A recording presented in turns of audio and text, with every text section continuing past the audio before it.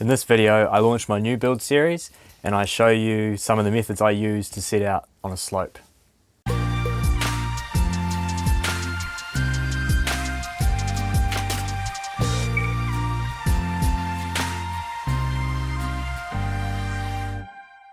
Hi, I'm Chris and I am super excited to bring you this build series.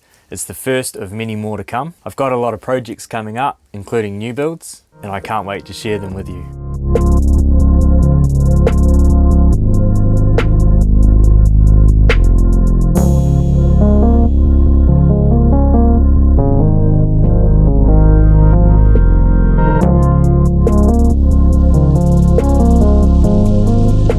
So make sure you subscribe and turn on notifications so you don't miss when each episode drops.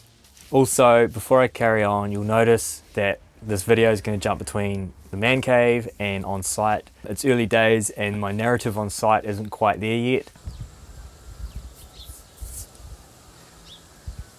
But I'm working on it, but bear with me. All right, let's get into it. So what we're doing is we're building a split level deck on a slope property.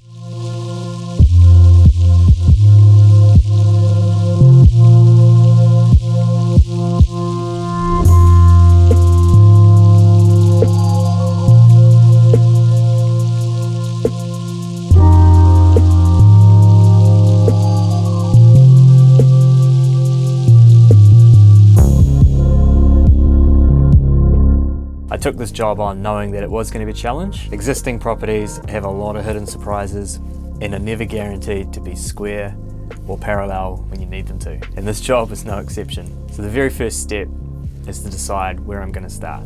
What we need to do first is set up a parallel line.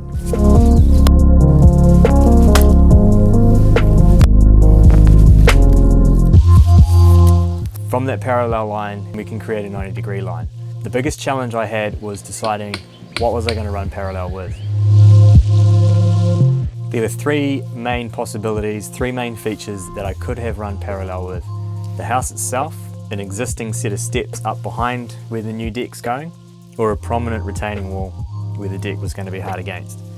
What I was looking for is how your eyes get led. So you've got the new stairs that we're putting in, and I looked at running straight along the side of those stairs and running the same line through to the existing stairs up above.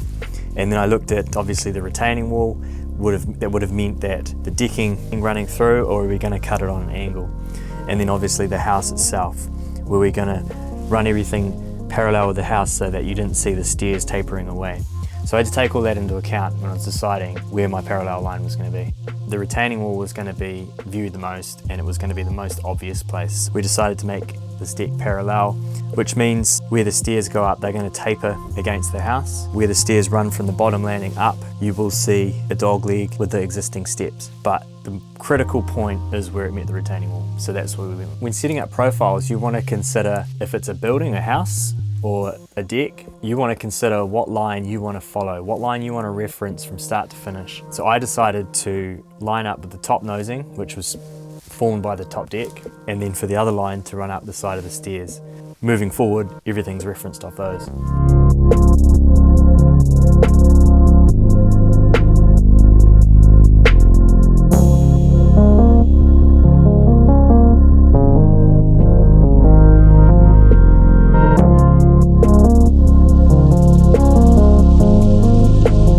Also with profiles, set them up to a level that has relevance to what you're building.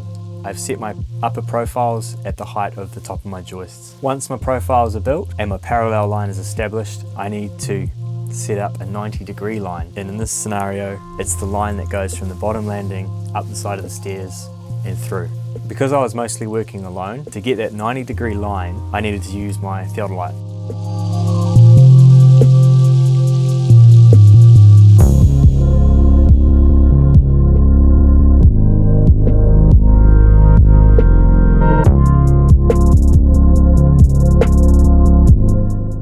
What I'm going to do is I'm going to put the theodolite setup in the next video because there's quite a bit to it. It's going to be good for its own standalone episode. So now we've got our parallel line, our 90-degree line, referenced off the deck itself and the stairs.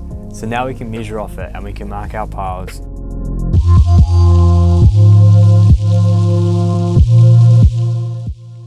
look at all this concrete that needs to be removed. So that'll be in a later episode as well, and I'll probably do a bit of a review on the saw in that episode. That's it for now, and I hope this episode really helped you, whether you're approaching a slightly challenging set out, whether it's given you some tips, given you some extra ideas, or if you want to share some ideas on how you approach set out on difficult sites, let us know down in the comments, and be sure to subscribe and turn on notifications so you don't miss an episode.